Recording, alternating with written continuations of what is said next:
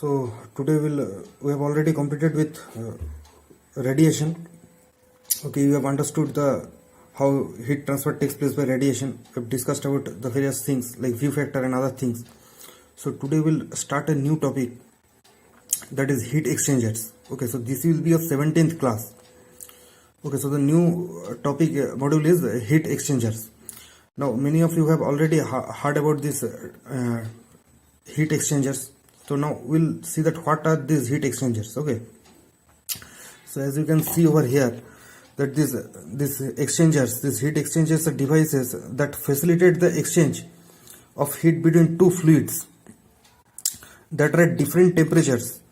Okay, while keeping them from mixing with each other. So there is no mixing of the fluids, but heat transfer takes place between these two fluids.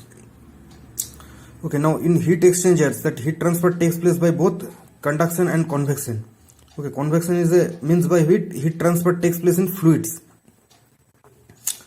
Okay, now this heat exchangers have a wide range of applications. Okay, so these heat exchangers are used in a number of areas like air conditioning systems, which we use in our home, in various chemical processes, and in large power plants. Okay, these heat exchangers are useful. So the basic thing is that in a heat exchangers, the liquids they do not mix with each other, so they are not allowed to mix. Okay, for example of this is a case of a car radiator. Okay, in a car radiator, as you have seen, that there are a number of coiled these pipes like this, through which hot water or hot fluid flows, and the air flows in between these spaces, and heat is being transferred from this liquid in these pipes, from the hot fluid in these pipes, which flows through the radiator tubes, to the air which is flowing through this closely spaced these plates. Okay, through this air which flows through these openings, and heat transfer takes place. Now this heat transfer through a heat exchanger, which involves convection as well as conduction. Okay, the convection takes place in the fluid, and the conduction through the wall which separates the two fluids. So we have to actually found, so as both convection and conduction are involved in the heat transfer in heat exchanger, so we have to take a new term. We have to consider a new term, that is the overall heat transfer coefficient. Overall heat transfer coefficient,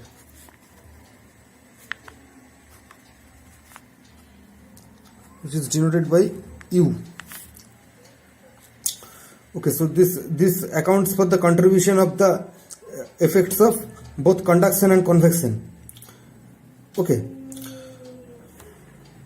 so now practically the heat transfer between two fluids, okay, at a particular location in a heat exchanger, it depends upon the temperature difference. It depends upon the magnitude of the temperature difference at that location. Okay, now at a particular now this temperature difference, okay, it varies at different locations. Now for overcoming this problem, when we'll solve problems, okay, so we'll work out with a new term, that is known as it is very convenient to work with a new term, which is the logarithmic mean temperature difference, or which is known as LMTD. Okay, that which is the equivalent temperature difference, which is the equivalent mean temperature difference. We'll learn about this term, we'll see this term later, but for now you know this term, that logarithmic mean temperature difference between the two fluids. Okay, we'll work with this term for overcoming this problem, this variation in temperature difference along the length of the heat exchanger. Okay, so now first we'll see that what are the different types of heat exchangers. Okay, so we need for different heat transfer applications, we need different types of hardware and different heat transfer equipment. Okay, so there we find that different types of heat hardware is required for making different types of heat exchangers. Now there are a number of number of types of heat exchangers which are available, and they all of these types have different design or different construction. Now the most common type of heat exchanger that we use is the double pipe heat exchanger. So from the name you can understand that there are two pipes. So this double pipe heat exchanger, so in one pipe or the smaller pipe, okay, one of the fluid flows through this smaller pipe. Okay, and in the annular space between these pipes, the other fluid flows between these pipes. Okay, now this double pipe heat exchanger can be divided into two types. One is the parallel flow and another is the counter flow exchanger.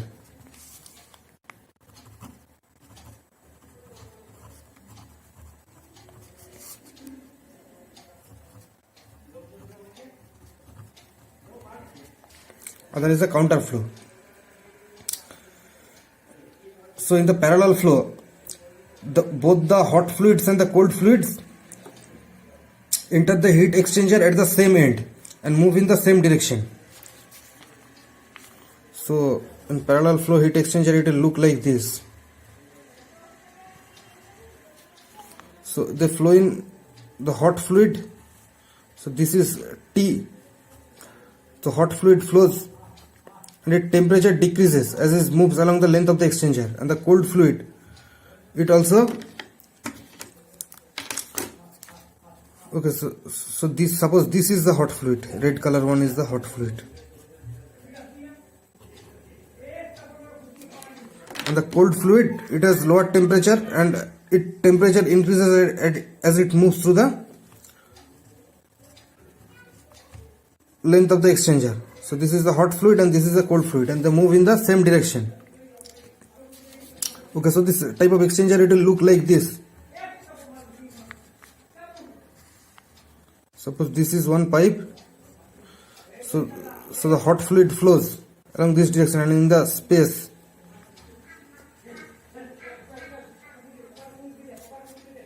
the cold fluid will move like this.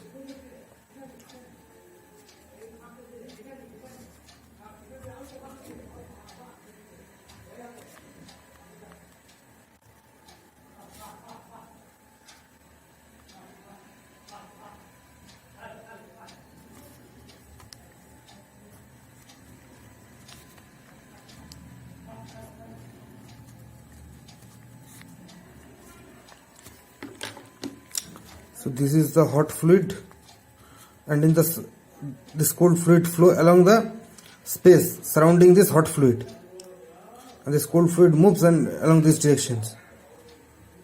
So this is the cold fluid. So this is a parallel flow heat exchanger. So as you can see that the fluids move in the same direction. From this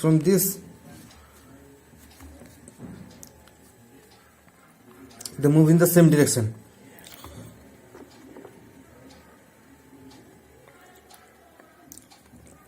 Okay, so reverse will be the counter flow. Now in this counter flow heat exchanger, this two fluids, the hot and the cold fluids, move in the opposite direction. So this will look like,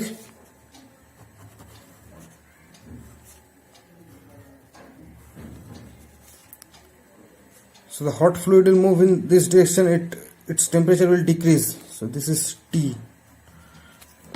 Then this is the hot fluid. Okay. Its temperature it moves in this direction. and the cold fluid will move in the opposite direction like this. Its temperature will increase as it moves along the length of the exchanger. So this blue color is the cold fluid, and the figure will be similar, but only that the flow will be in the other direction.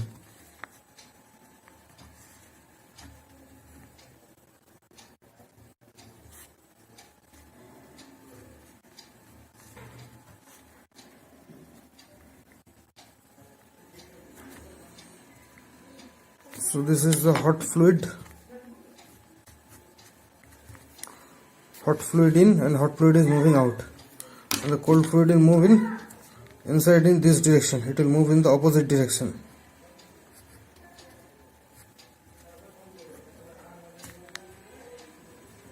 Cold fluid out.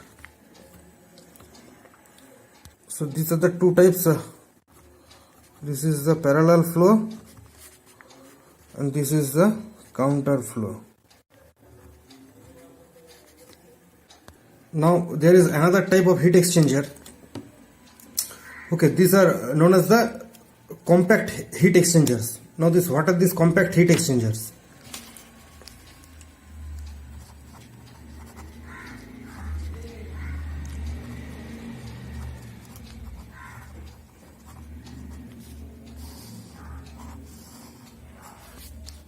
The compact heat exchangers are those heat exchangers and it is used where there is a large heat transfer surface area per unit volume.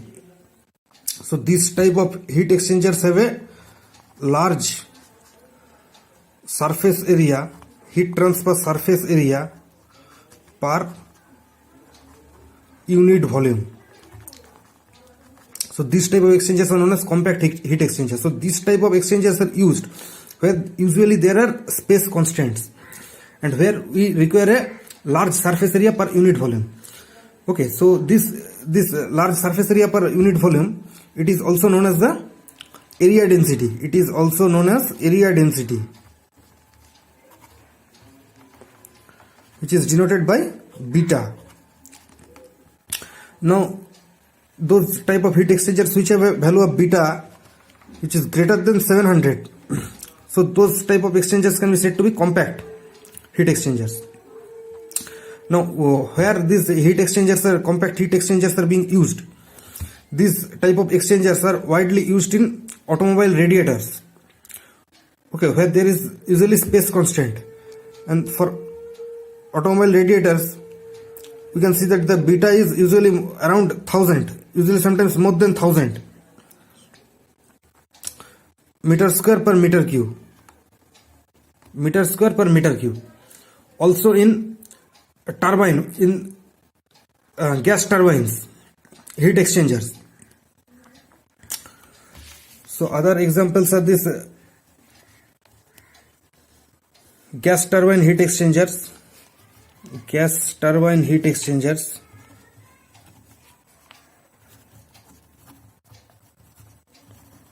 Where the value of beta is around 6000.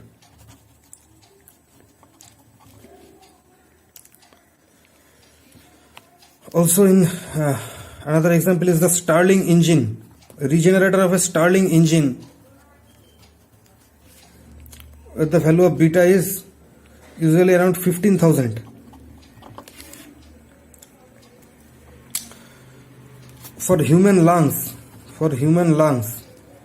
the value of beta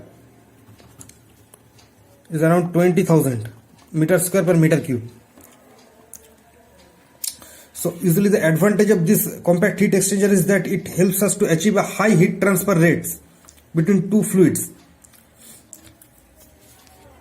So it helps us to achieve high heat transfer rate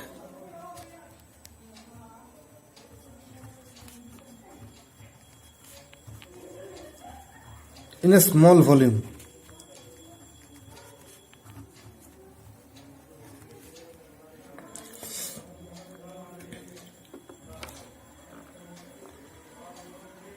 Okay, so usually used where there is constant in space and also weight. Okay, so these are about the compact heat exchangers. So now how we will attain this compact heat exchanger? How we can achieve this? How we can make this compact heat exchanger? So now for making this type of heat exchangers, we usually make by spacing some closely thin plates, by spacing thin plates or corrugated fins to the wall separating the two fluids. So we'll place some thin fins, thin plates or fins to the walls which separates the two fluids. Okay, so these are used in generally gas to gas and gas to liquid heat exchangers.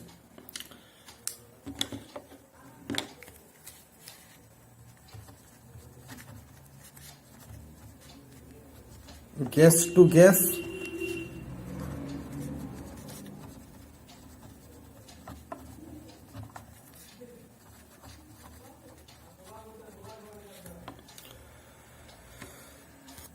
to counteract the low heat transfer coefficient associated with the gas flow. To counteract the low heat transfer coefficient which is associated with the gas flow with the increased surface area. And in car radiators there is fluid to air, which is also known as the liquid water to air compact heat exchanger. So in such car radiators, actually the fins are attached to the air side of the tube surface. In case of car radiators. Now in this compact type of heat exchangers, the two fluids usually move perpendicular to each other. So generally the fluids move perpendicular to each other, and such type of flow configuration is known as the cross flow. So this type of exchangers can be further divided into unmixed and mixed flow depending upon the flow configuration.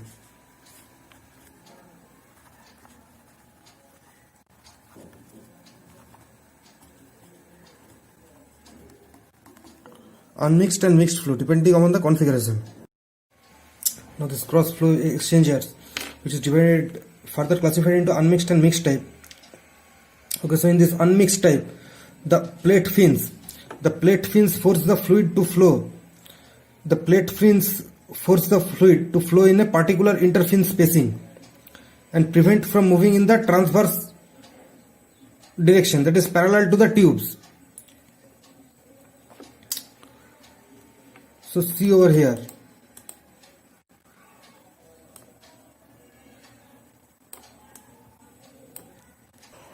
So see over here that this fin spacing, this prevent the fluid to flow in the perpendicular direction. So it moves along the direction of this arrow and not in the perpendicular direction, that is along the flow of this fluid through these tubes. Okay, so this is unmixed. There is no mixing. Okay, and in the mixed type, the fluid is free to move in the transverse direction. Now in the mixed type, as you can see that the fluid is free to move in the transverse direction. Okay, so there is no constraint.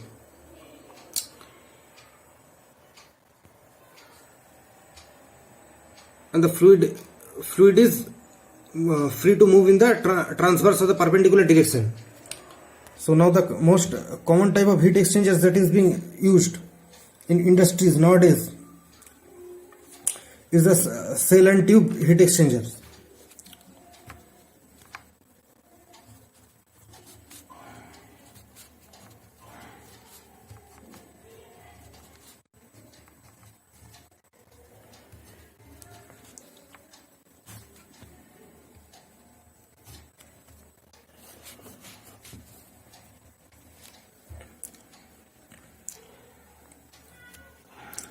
is the cell and tube heat exchangers. So now this type of exchangers, it contains a large number of tubes, sometimes up to several hundred of tubes. These are packed in a cell. These are packed in a cell, and with their axes are parallel to that of the cell, and axes are parallel to that of a cell. I am showing you the figure. So see this thing, this cell and tube heat exchangers. You can see that there are a large number of tubes.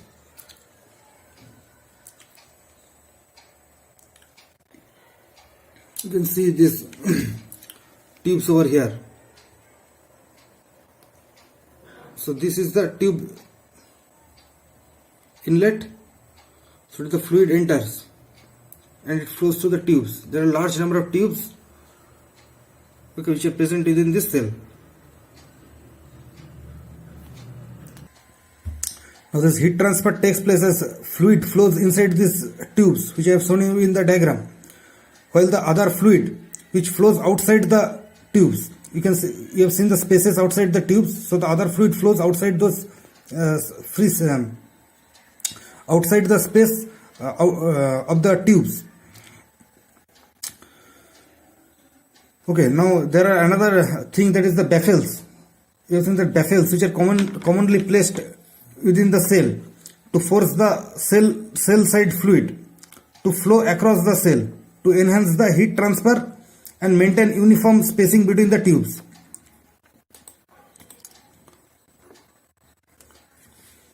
So you can see that baffles are placed within the tubes to maintain uniform spacing between the tubes, so that the fluid can flow across the cell.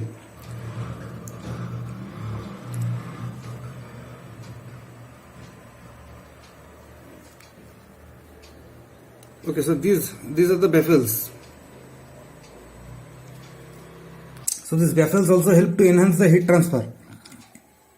But these type of cell and tube heat exchangers are not suitable for use in automotive and in aircraft applications. Okay, because these are relatively larger in size and weight.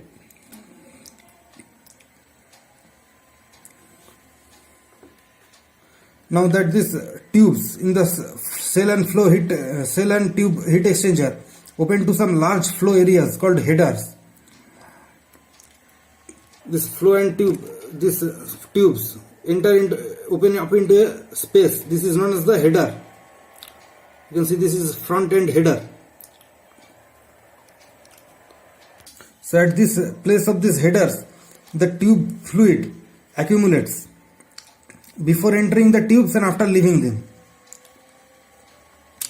Okay, so this is about the headers. Now the cell and tube type of heat exchangers can be further classified. This can be further classified according to the number of cell and tube passes that are involved. So according to the number of cell and tube passes, so it can be divided, it can be classified. So heat exchangers in which all the tubes make one U-turn in the cell are known as the one cell pass and two tube passes heat exchangers. Now the heat exchangers where there are two passes in the cell and four passes in the tubes are known as two cell pass and four tube pass heat exchangers. So I will show you the diagrams.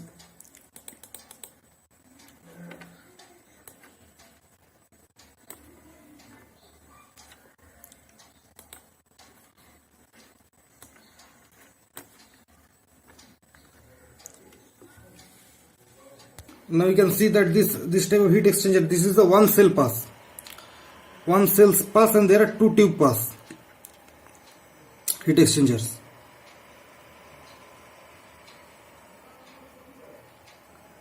Okay, and I'll see the other one.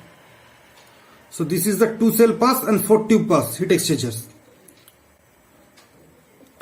So two cell pass and four tube pass heat exchangers. Okay.